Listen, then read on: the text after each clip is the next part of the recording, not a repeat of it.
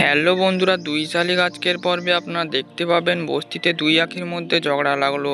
বিস্তারিত জানতে ভিডিওটিতে লাইক দিয়ে সঙ্গে থাকুন। আসল আঁখি আর নকল আঁখি যখন ঝগড়া করছিল তখন নকল আঁখি বলে, দেখো এই যে জানলাটা, এটা দিয়ে আগে বৃষ্টির জল আসতো, তাই জন্য আমি এই পর্দাটা এনে লাগিয়েছি। এটা শুনে আসল আঁখি হাসতে থাকে আর বলে, তুমি যে নকল সেটা প্রমাণ হয়ে গেল। এটা শুনে নকল আঁখি ঘাবড়ে যায়। তখন আসল আঁখি বলে, এই পর্দাটা আমি নিজের হাতে বানিয়ে লাগিয়েছি। তুমি আমার সম্পর্কে সব জেনে গেলে, আর এটা জানো না যে আমি সেলাই করতে জানি। ঠিক সেই সময় ঝিলিক চলে আসে, আর ঝিলিককে দেখে নকল আঁখি আলমারি থেকে শাড়ি আর গয়না বের করে এনে আসল আঁখিকে দিয়ে বলে, তুমি এই শাড়ি আর গয়না নিয়ে চলে যাও, আমার এগুলো কিছু দরকার নেই। কিছুক্ষণ পর ঝিলিক দরজার কাছে লুকিয়ে দাঁড়িয়ে থাকে আর বলে, আসল আঁখি কখনোই দেবাকে না খাইয়ে রাখতে পারবে না।